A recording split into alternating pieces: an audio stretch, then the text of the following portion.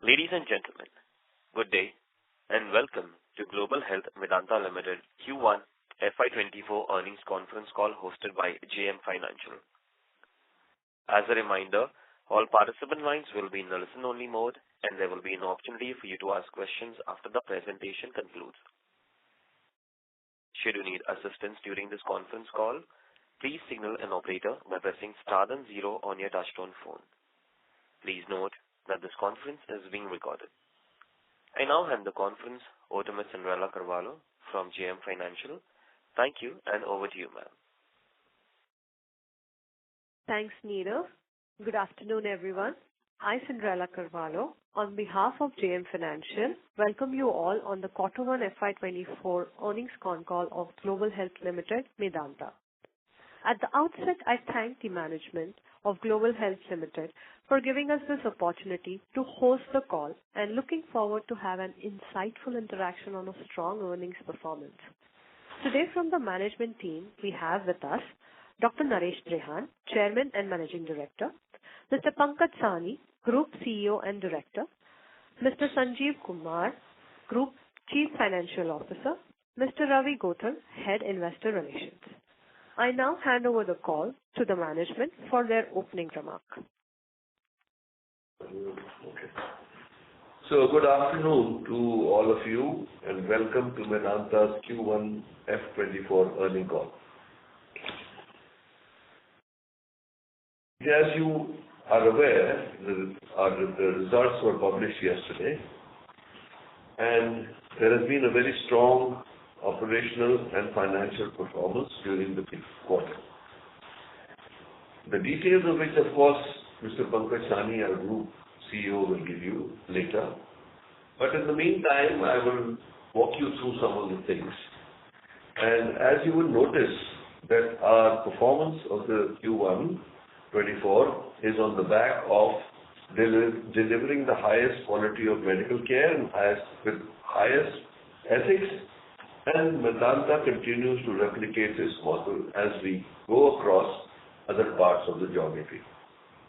So in the network hospitals, as you know, that we have 5 already and the 6th one, that is Noida, is on its way and hopefully in the next 18 months or so, we will be functional there too. So let me also inform you, you must have already, most of you, known the fact that we announced this partnership between Medanta and ALF in developing a hospital in GK1 in Delhi. For a long period, there has been a huge demand because being aware of Medanta's ethical and quality practices, people in Delhi have been actually requesting, demanding that we develop an institution over there also.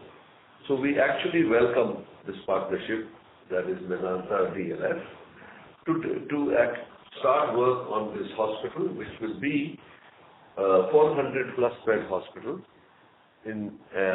situated over 2 acres in GK1. It will have about 20 or more super specialties and also a great emphasis on oncology, that is cancer. It will, of course, benefit a large number of patients from Delhi, not only Delhi, but across Uttar Pradesh, Haryana, Rajasthan and other neighboring states. Also, we have a very strong demand for our services from international traffic, and we shall also be able to fulfill that between our existing facilities, which is in Gurgaon, and the new one that is coming up in Noida, and also addition of Delhi will make it a seamless operation across the NCR. This is actually very much in line with our strategy to build a long-term sustainable platform and deliver, or I would say continue to deliver the highest quality of healthcare in this region, not only this region, but the heartland of India. I would like to hand over the call to our Group CEO, Mr. Pankaj Sahni, to provide an update on the quarter results, performance, and new initiatives. Thank you, and over to you, Pankaj. Thank you, Dr. Jain. Good afternoon and welcome everyone to our Q1 FY24 earnings call. We've concluded our first quarter of FY24 on a strong note, with the highest ever quarterly revenue of rupees 7945 million, registering a growth of 26.8% year-on-year. The company continues to deliver strong year-on-year and sequential growth driven by higher patient volumes and improvements in realization. We are grateful for the continued trust of our patients placed in us across our network. Needless to say, none of this would have been possible without the tireless commitment of our doctors, nurses, and other caregivers. Now coming to some of the highlights for the quarter. Both the matured and developing hospitals continue to deliver year-on-year and sequential growth. We have delivered consolidated total income of rupees 7,945 million, which is a growth of 26.8% year-on-year and 8.6% on a quarter-on-quarter basis, driven by higher patient footfalls and improved realizations in this quarter. EBITDA for the quarter was at rupees 1,993 million, registering a growth of 40.7% year-on-year, with EBITDA margins improving from 22.6% in the first quarter of FY23 to 25.1% in the first quarter of FY24. Our profit after tax was at rupees 1,020 million, a growth of 73.7% year-on-year. During the quarter, we've added 28 new beds in Patna, taking our total bed capacity at the group level to 2,725. These additional 28 beds are dedicated ICU, which we have built at our Patna hospital. In terms of our operational performance, average occupied bed days for the quarter increased by 16.2% year-on-year, representing an occupancy of 58.1% on increased bed capacity. Our ARPOB grew by 7.1% to rupees 63,148 in Q1 FY24, driven in part by increased tariffs at our Gurgaon unit, as well as the increased complexity of work in Lucknow and the scale-up of our facility at Patna. We continue to witness strong patient volumes across all facilities. Inpatient count increased by 19.4% year-on-year to 37,000 plus. Our outpatient count increased by 17.5% year-on-year to over 6.6 lakhs in the first quarter of FY24. In terms of developing hospitals, that is Lucknow and Patna, the total income increased from rupees 1,468 million to rupees 2,297 million, a growth of 56.5% year-on-year. EBITDA for the developing hospitals increased from rupees 331 million in Q1 of FY23 to rupees 720 million in Q1 of FY24, representing a growth of 117.6% year-on-year. Our developing hospital revenue share also increased from 23.4% in Q1 of FY23 to 28.9% in Q1 of FY24, while our developing hospital EBITDA share increased from 22.6% in Q1 FY23 to 31.4% in Q1 of FY24. During the quarter, international patients' revenue also increased by 45% to rupees 477 million, driven by increased volumes and realizations. Our in-house outpatient pharmacy business revenue increased by 43% from rupees 186 million in Q1 of FY23 to rupees 266 million in Q1 of FY24. Additionally, a few developments during the quarter. First of all, Medanta Lucknow launched its tele-ICU services with tie-ups across ICUs and nursing homes and hospitals in Jodhpur, Maharajganj and Prayagraj cities. We also launched our comprehensive oncology program. This is with the launch in Lucknow of an installation and launch of our new Siemens Varian Edge radiosurgery machine for radiation oncology that was inaugurated by the Honorable Chief Minister of UP. We also launched our first multi-service out-of-hospital retail pharmacy in DLF Cyber Park, Gurgaon, which offers doctor consultations with Medanta experts, medicine deliveries, as well as lab services to corporate employees. In addition to the finance and operating numbers, as Dr. Trehan outlined earlier, we have entered into an understanding with DLF to form a company to launch a 400-bed multi-super specialty hospital to provide the highest quality of healthcare in the heart of Delhi in Greater Kailash 1. Both Medanta and DLF will own 50-50 equity in the new company. DLF will be the strategic investor and Medanta will run the hospital and have operational control. This new facility will strengthen Medanta's presence in the National Capital Region of Delhi.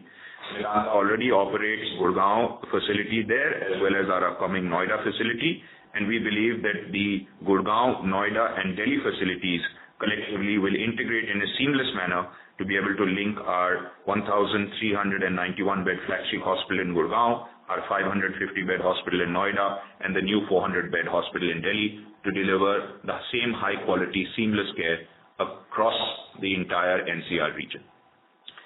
With that, we are happy to take questions from the participants. Thank you.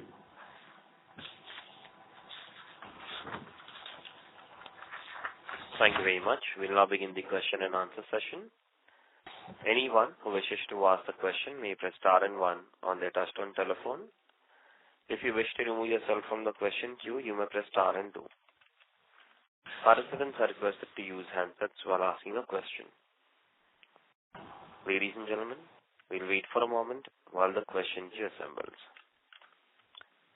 Participants, you may press star and one to ask the question.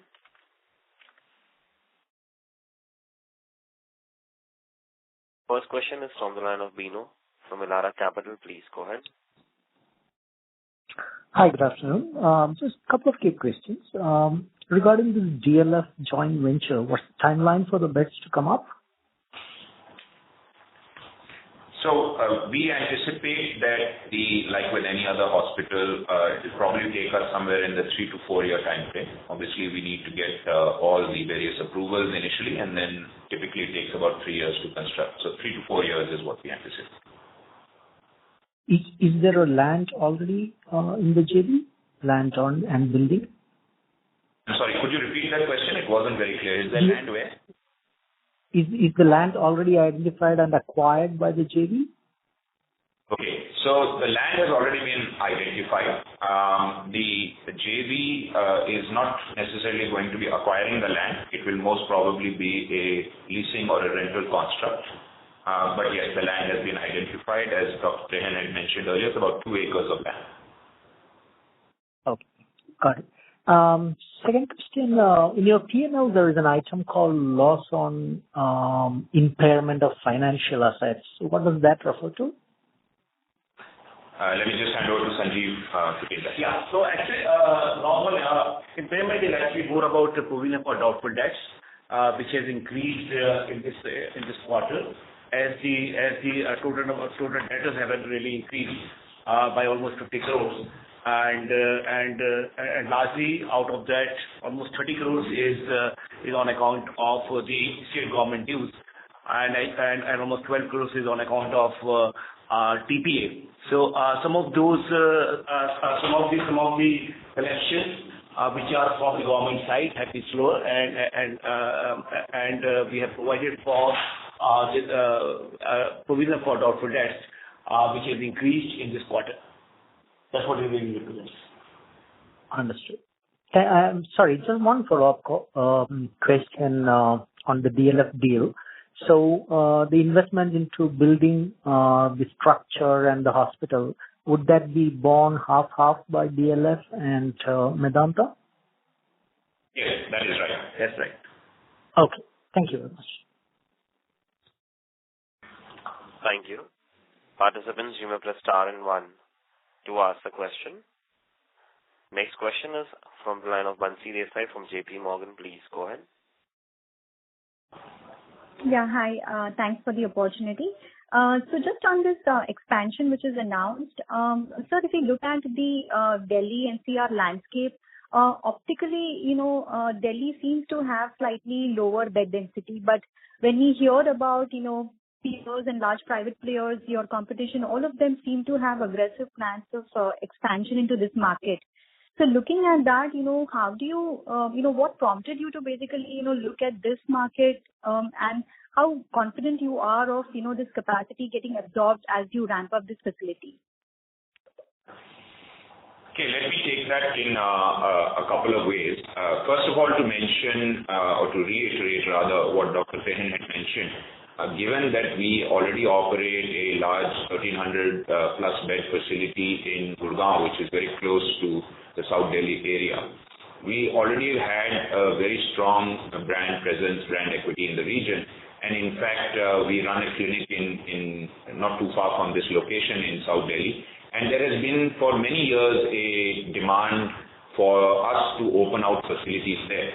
This demand comes from a variety of reasons. First of all, people want to be able to access the kind of high quality and high integrity care that we have come to be known for, whether it is for emergency care, whether it is for more daycare types of procedures, for example, chemotherapy, radiation oncology, where people feel that it may be more convenient to get that care delivered a little closer to where they are in that community. So the demand has actually been there for some time.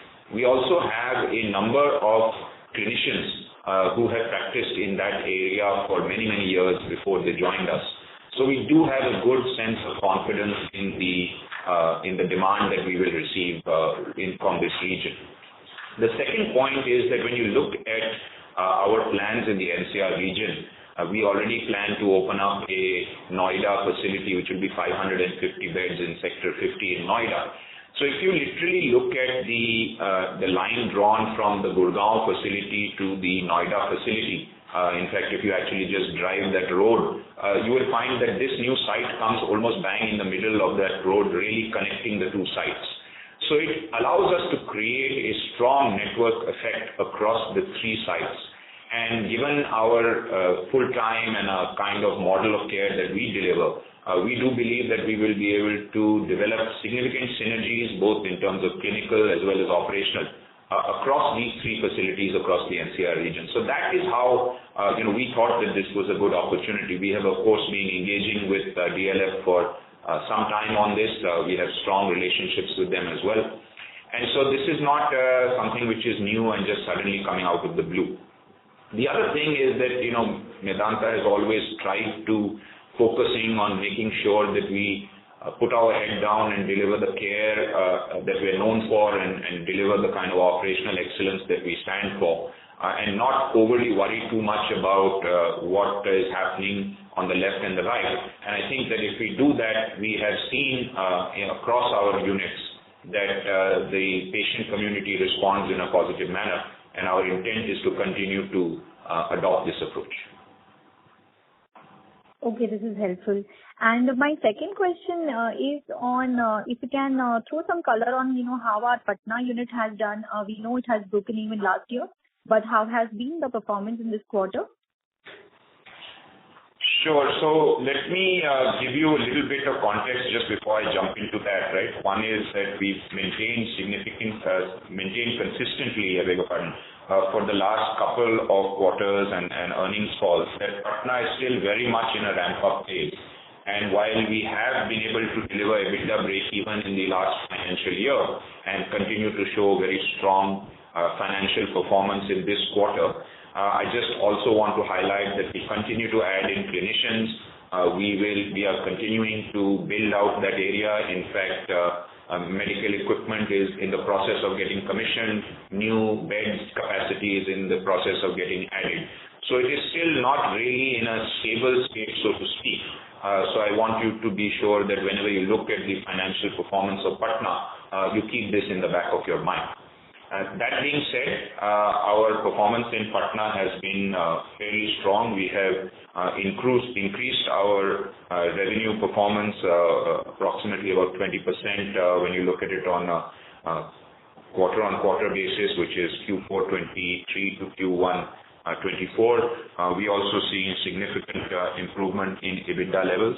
But as you may be aware, we don't report out the financial numbers for each unit on a quarterly basis, although you will see the full year financials for Patna in our full year FY23 performance once the annual report is published. Okay, noted. Thanks. Thank you. Participants, you may press star and 1 to ask a question.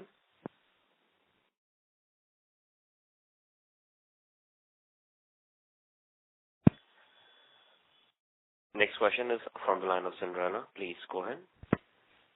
Yeah, thanks for the opportunity. Am I audible? Yes, ma'am. Yeah. So just want to understand what is working for our Lucknow facility in specific. If you can highlight what are the key, therapy-wise also, what are we seeing the key driving forces here in Lucknow, and what has worked in our favor typically. If you can highlight these two aspects, will be very helpful. Let me make an attempt to give you 3 or 4 levers. I don't know which one specifically contributes how much, but I think they all can work collectively to be able to deliver the performance of our Lucknow unit. So first of all, as you may be aware, in some of our earlier calls, we had also mentioned that this unit got off to a start right in the middle of COVID.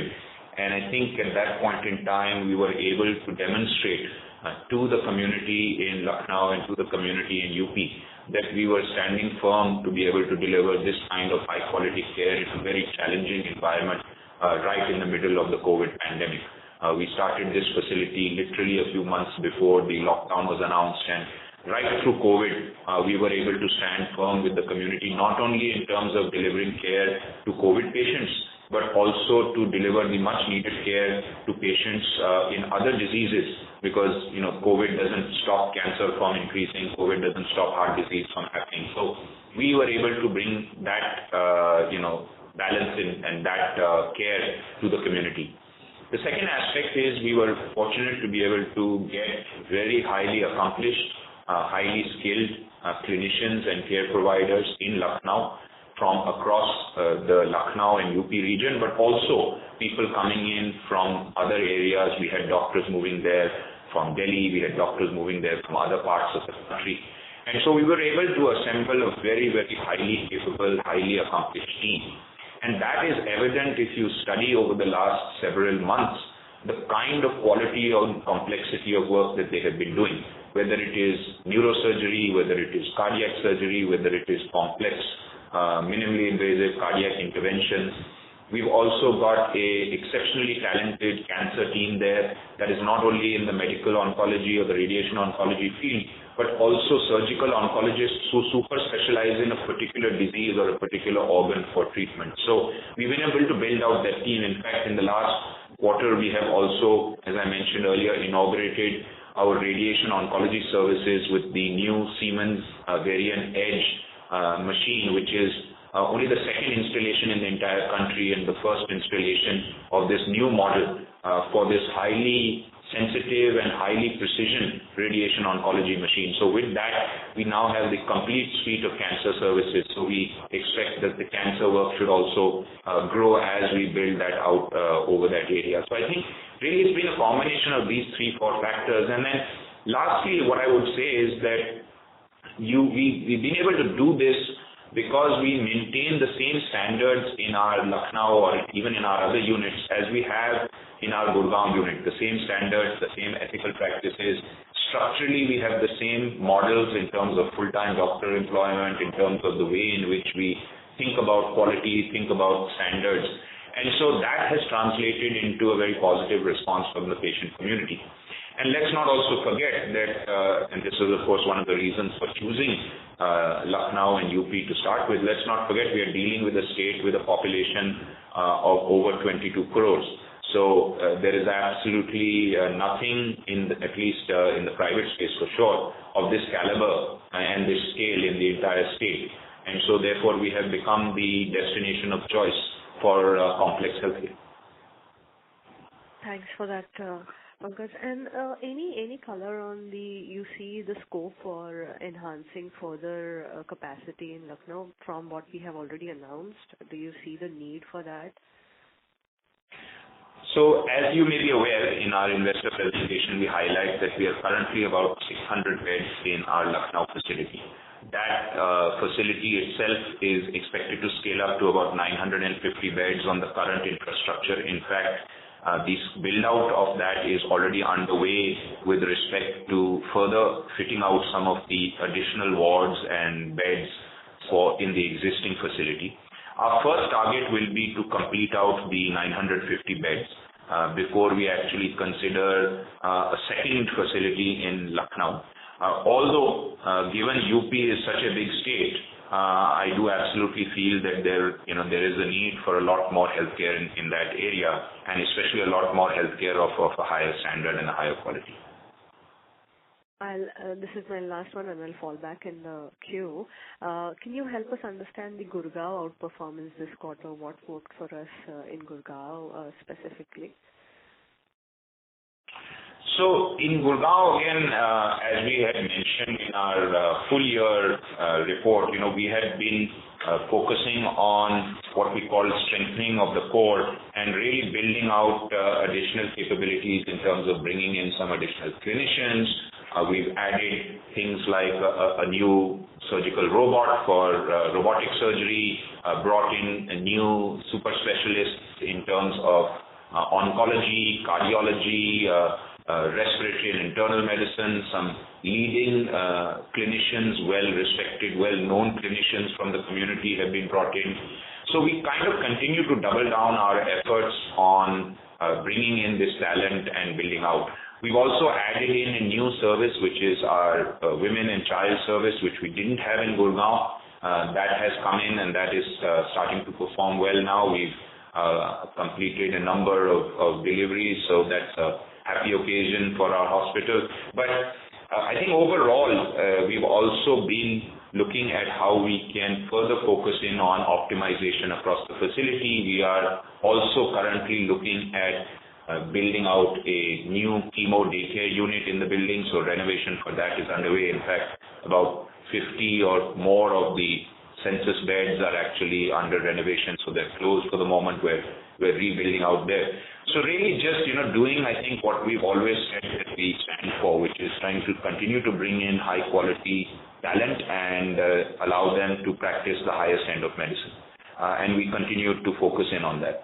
We have done some small things with respect to trying to get access and outreach to the community in general. That's through our clinics, through some of our home care and our lab businesses, so try to increase the continuity of care to the extent possible, and those activities have been appreciated by our patients and our communities, especially near to the Gurgaon facility, and we do intend to continue to do that.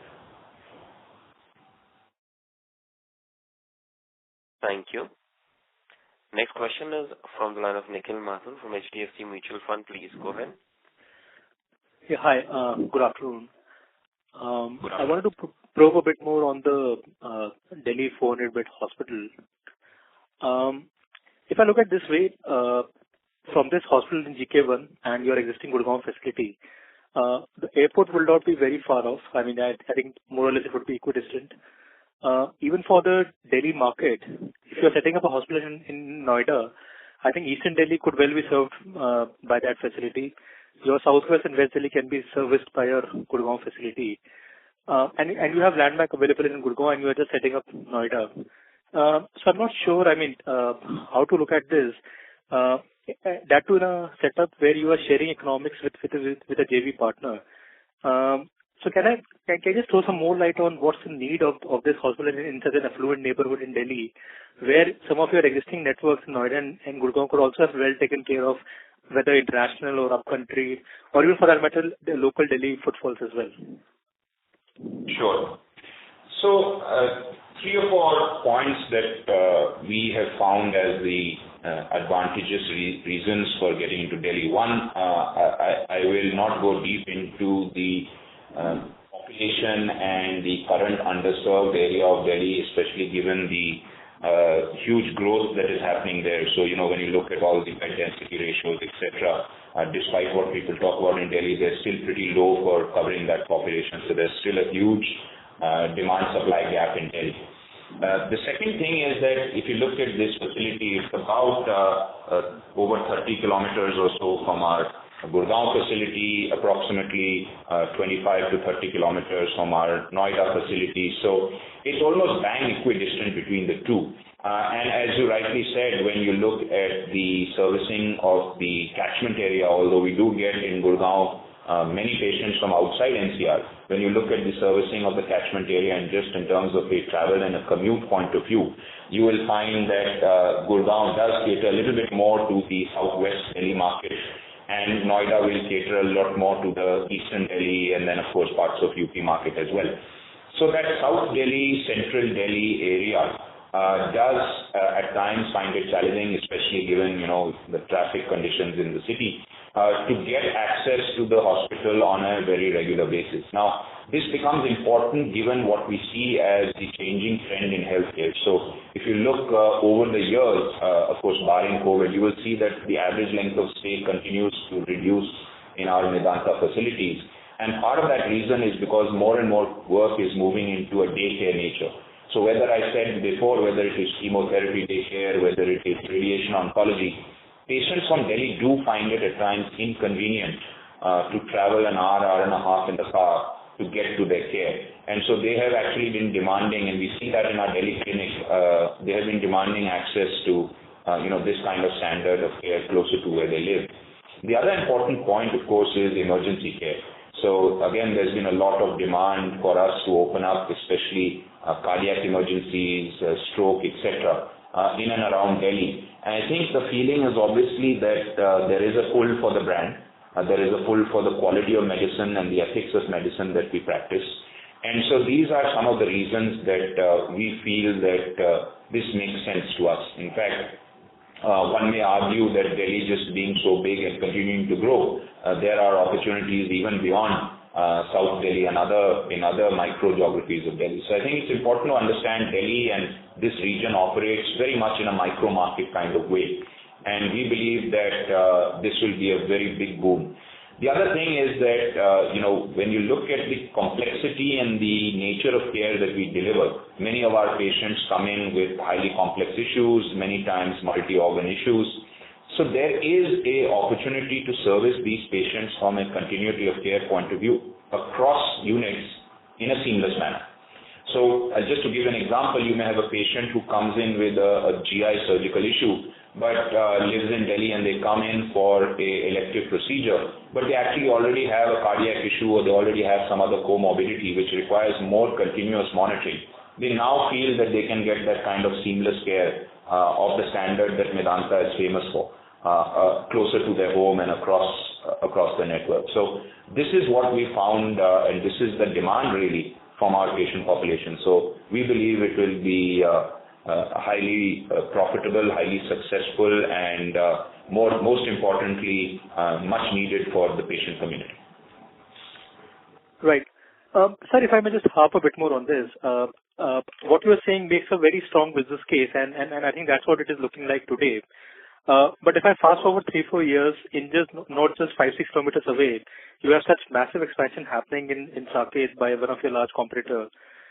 With you also having 400 beds, do you think the things would look the same 3-4 years out? Today it might be sounding a very good business case, but with so much of beds coming on stream in a radius of 5-7 kilometers, that will still hold true 3-4 years down the line as well? 2-3 points. First, we've tried to focus our efforts always on making sure that we do the right thing and we operate at the right standard, rather than worry too much about what the others may or may not be doing, and that has served us well so far. But I'm also reminded, of our journey, which I think now is about 2 years ago, when we started our entire IPO roadshow process. And at that point in time, there was a lot of questions from people around all the capacity which is supposed to come up in Gurgaon in our backyard. I'm yet to see any of this capacity. And even when it has come, and even if you look at Medanta's history from the time we started in 2009 till today, hospitals have opened and closed and we're still standing tall. So this doesn't worry us too much. And like I said, there is a dire shortage of high quality healthcare facilities. But finally, at the end of the day, we believe that if we continue to focus on doing the right things, which is practicing the highest quality of medicine, everything else in terms of the financial success will follow from that. So the model has worked for us. It's worked for us in Gurgaon. It's worked for us in Lucknow. We also had many people. I was briefly mentioning this when I was in Lucknow at the launch. We also had many people, in Lucknow wondering, what are you doing in tier 2, tier 3 cities? But we have proven that to be successful, in the same story in Patna. So I think that we feel fairly confident on our capabilities, and we feel that this also will be a strong and successful operation. Got it. And just final bookkeeping question. So this will be consolidated line by line item, and you will adjust it in a JV line item, or there will be proportionate consolidation, or you'll be paying a yield to DLF on this? How will the accounting work? No, so I'll let Sanjeev take that. My understanding from the accounting rules is that since we are completely in operational control, we will be consolidating this operation in our holding company, Global Health Limited. Yeah. So at present, all the definitive estimates have to really take place. But as Pankaj said, our understanding is that in terms of the NDS, basically based on our control, and as we have said that the entire control, operation control will be actually with us. We are very hopeful that we will be able to consolidate it on line basis. Great, sir. Thank you so much and all the best. Thank you. A request to all the participants, please restrict to 2 questions per participant. Ladies and gentlemen, you may press star and 1 to ask the question. Next question is from the line of Sumit Gupta from Motilal Oswal. Please go ahead. Hey, hi. Thank you for the opportunity. Sir, I just want to know regarding the margin of the Gurgaon facility. Could you provide, sir, like overall trend, what has been the like over margin for this particular facility? So as you are aware, this is Sanjeev. As you are aware that we actually don't report our margins for each unit. And as far as Gurgaon is concerned, this is part of the standalone GHL, which is actually Global Health Limited, and which actually has other 2 units as well, which is Indore and Ranchi. And at present, if you look at for this particular quarter, the EBITDA margins are at 24.7%. So the Gurgaon facility would be having more margin than that. In case of GHL, a large portion is contributed by Gurgaon. Okay, sir. And sir, can you provide us an outlook on the margins of the developing facility on the next, like over the next 1 or 2 years? So I would say that both the units are doing pretty well, and they are having very healthy margins. And there is no reason that at this point of time where we actually think that the margins will get impacted, except to the fact that we need to keep in mind a few things. Like in case of Lucknow, at present, the entire margins that actually we are having is on cash basis. And once we actually move the business, once we increase the capacity from 600 beds to almost 950 beds over a period of time, we do expect that this will in order to really fill the beds and the entire capacity, probably we would be moving away from only cash and TPA to other payer categories as well. And certainly that will have some impact in terms of the margin, in terms of ARPOBs and all, and certainly consequently the margin as well.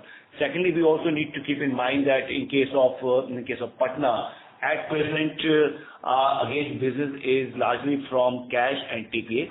And in case of Patna, since this is a PPP project, 25% of the capacity is actually reserved for state government rates, which are more or less on the lines of CGHS rates. And at present, we have not seen any significant patient inflow from that side. And something that we expect that probably in the next 2 or 3 quarters, this should really pick up in a more meaningful manner. So once that happens, that's also likely to have an impact on our overall ARPOB profile. So I think on cash basis, we actually there's nothing that actually we'll be doing. We expect to do at this point of time, which will have an impact on ARPOB, but certainly taking into account both these aspects which I already spoke about in case of Patna as well as Lucknow, that will have some impact in terms of the ARPOBs. Secondly, in terms of the expenses also, as our Lucknow facility now starts getting old, in terms of matures, some of the expenses in terms of your AMC, CMC, etc., will start coming in, because at present most of the equipment, etc., would be under, there's no AMC, CMC costs which are actually coming. There are no repair. They are under AMC, CMC. They are under AMCs. Certainly that will also start having some impacts.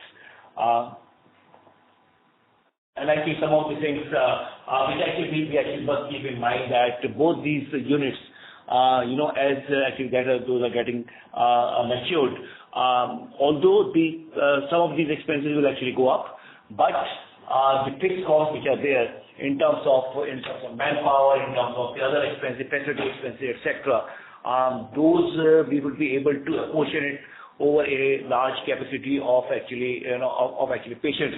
That should help us in actually margin improvement. So I think based on all these parameters, plus and minuses, we expect that our developing hospitals will have a healthy margin.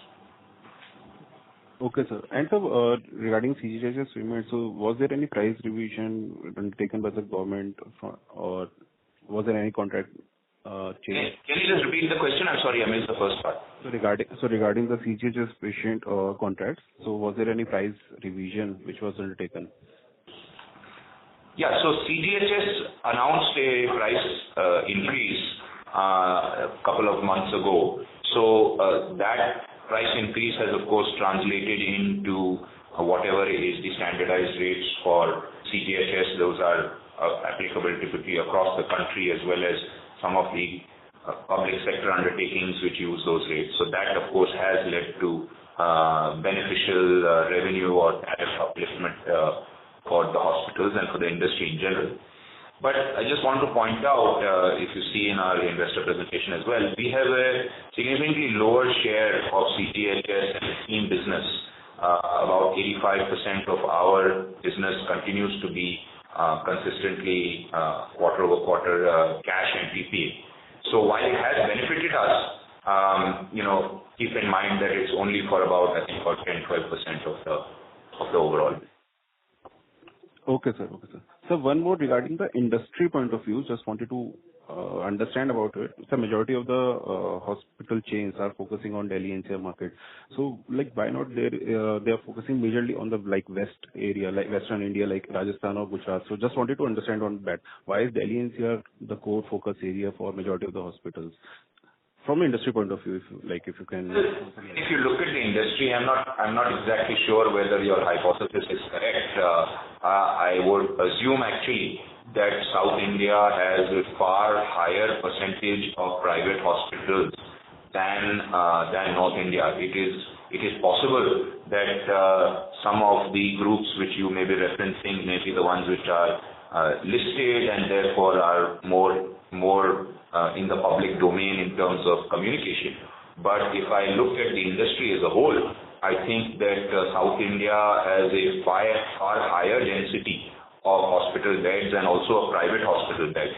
Of course, these vary from established unlisted chains to listed chains to maybe smaller hospitals which maybe have just a few hospitals which are operating under their belt. In many cases, those would be unlisted. So I don't necessarily think that it's only the city of Delhi which is having demand for hospitals. You see a lot of that flowing Hyderabad, South, Bangalore, Chennai, a lot of these metro cities, but also some of the tier 2 cities having good build-outs. As far as the west goes, you do see movement there as well. Obviously, one of the big constraints in hospitals, especially bigger hospitals in terms of size, is land. So land is of course less easily available in a city like Bombay, maybe than a city like Delhi, and obviously the more you move out to tier 2 and tier 3 cities, I'm assuming that the land availability would be easier. So maybe that's why you're seeing the growth there. But yes, Delhi has always been an attractive market. It has also always been a market which is talked a lot about, and I think the combination of being high population, slightly maybe better structure in terms of its layout for scale out and build out, because Delhi has expanded in almost concentric circles beyond what it was, which is maybe a little challenging for Bombay to do. So you've seen Delhi grow as a city, population grow, and therefore the demand for healthcare grow. So I think these are some of the factors, but I do also see growth happening in many, many other cities in the country. Thank you, Sumit. A request to all the participants, please restrict to 2 questions per participant. Next question is from the line of Hiresh from White Oak Capital. Please go ahead. Yeah, hi, this is Hiresh. So on this 400 bed in Delhi, just to understand, so DLF is bringing the land. Sorry, I missed the opening commentary, so you might have covered it there. Or is it what? Sorry? So in that partnership with DLF for 400 beds in South Delhi, so DLF is bringing the land to the SPV, or what is they're bringing capital and then you will buy the land? Yeah, no. So as I think I mentioned in a question which came earlier, so we are forming a company with DLF. So it will be a new company that is established. DLF will provide equal equity participation, as will Global Health Limited. And Global Health will run this company and run the operations and have control over this company. And I think somebody had asked whether that will be consolidated, and our belief is yes, it will be with GHL. So we will have complete control to run it. This entity will likely lease land for the hospital operations. I don't think that we will be buying this land. So it will be then entering into some kind of a operating lease or rental kind of an arrangement to run the hospital. So obviously right now the definitive agreements have to be finalized, the company will be incorporated, etc. And only once the company is incorporated will the lease actually be executed by this company. Okay, so land will be on lease and building will be constructed. And what is the capex outlay for this? So, we haven't finalized the business plan, obviously, because that will be approved by this company's board as well. But if I just go by, what we're seeing in our Noida facility, which is currently under construction, I think today, given the escalation in construction costs, you're talking about fully loaded somewhere around 1.4 to 1.5 crores per bed. Which we're seeing in Noida. So if you do that math on the 400-bed hospital, you're probably talking somewhere in the 600 to 700 crore range in terms of this facility. Obviously, in Delhi, you may have slightly higher construction costs, and as we move from today to a couple of years down the line when the construction will really be in full swing, there may be some escalation in construction costs, etc. Although a lot of it depends, because we did see this in Noida, the steel cement prices really badly escalated during the immediate post-COVID times, and then they've rationalized a little bit. So, but that's what we're assuming it to be, somewhere around that number. This was earlier asked also, I think, why are we sharing 50% with them? They're just bringing the capital. So we are not constrained by capital, right? So 300 crores, we could have done it ourselves, right? Their portion of the capital. Because you are going to be running it, you are going to value creation. I just feel that, we should have got 100%, unless they are helping with the land or something. So maybe next time we'll have you in the negotiations with us. But as you are obviously aware, in any partnership, there are a number of factors that go into how things get concluded the way that they do. I would only say that our belief, given DLF, given its reputation and given its strength, that we believe that this is an exceptionally strong partner to have, not only for us in this particular operation, but well into the future. Both the parties, both the companies feel that we have a similar thought process in terms of how we want to take this relationship forward. And we believe that there are, a huge number of opportunities in the healthcare space. So for us, we see a strong ethical and values-based partner in DLF, and I hope that they see the same.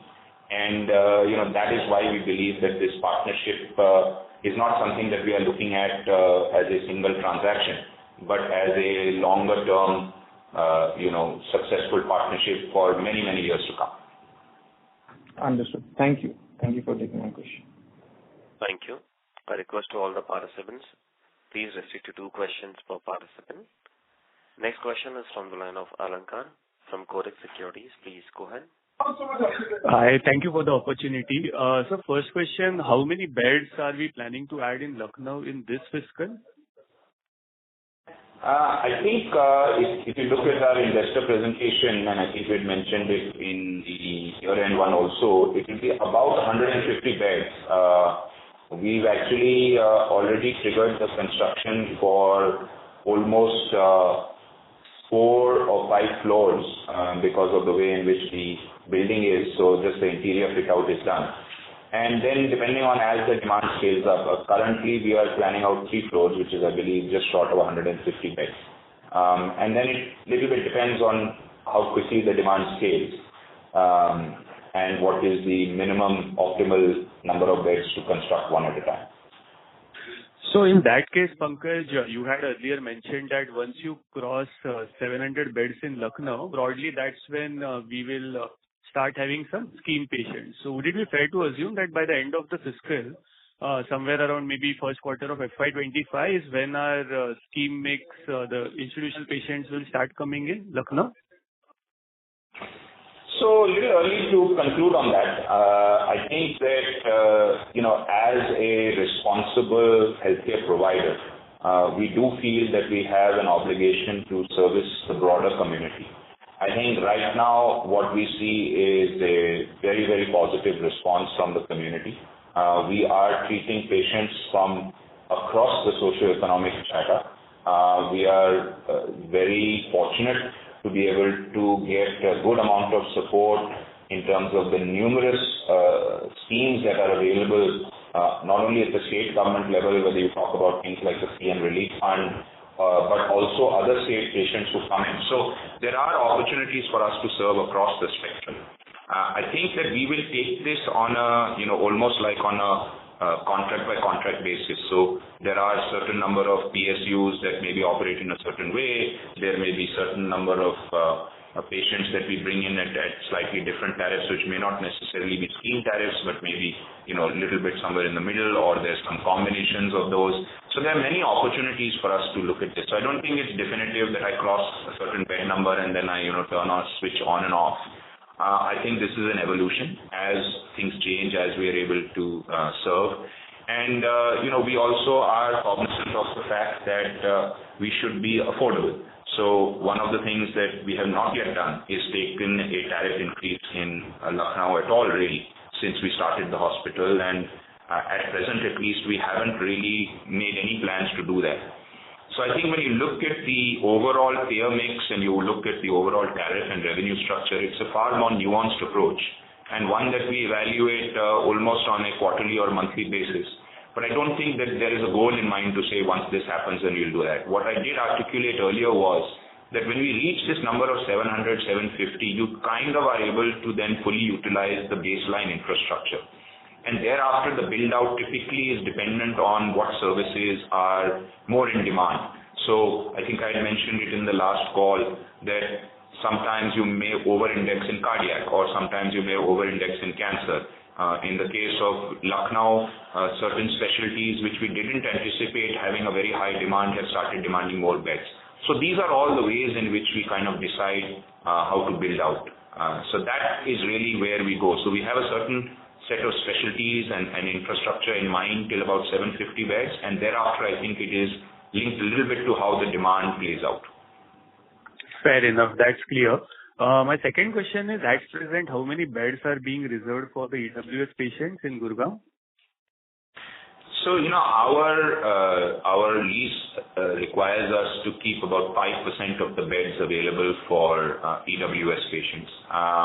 That being said, we have never stopped any of the patients from coming in. So the various government authorities that send across patients to us are all accommodated.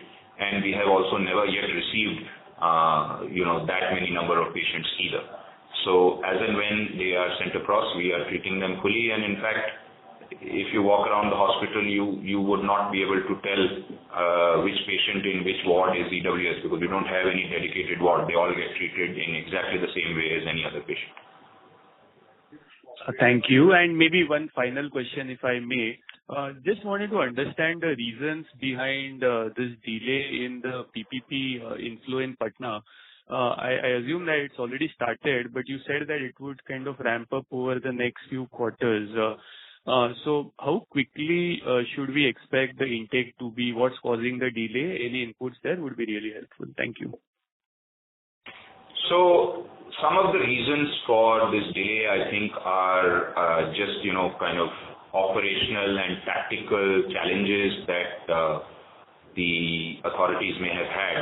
So one of the things that I'm aware of they had requested us to do was assist them with building out the digital website and portal, which will be used for referring patients. So we have actually completed that last quarter and handed that over to the government. So they had some operational challenges and they sought our help to build that out on their behalf, which we have done. We have handed over access passwords, etc., for them to refer patients because they want to keep a track and a log and have a database for all of this. The second is obviously these are hospitals and authorities across the state that need to be lined up and sent in. So we have been engaging very closely with the government and supporting them in whatever information they want, awareness information, etc. I can report that the first patient has been admitted through the PPP portal, which we had handed over to them. As to how this flows and how that information disseminates across all the government officials in the state of Bihar, I'm not sure. What I can tell you is that at the senior most levels in the government, there is a strong enthusiasm to push this. So we are all hopeful that this will scale rapidly so that we can serve this population. Sure. Thank you and all the best. Thank you. Thank you. Ladies and gentlemen, that was the last question for today. I now hand the conference over to the management for closing comments.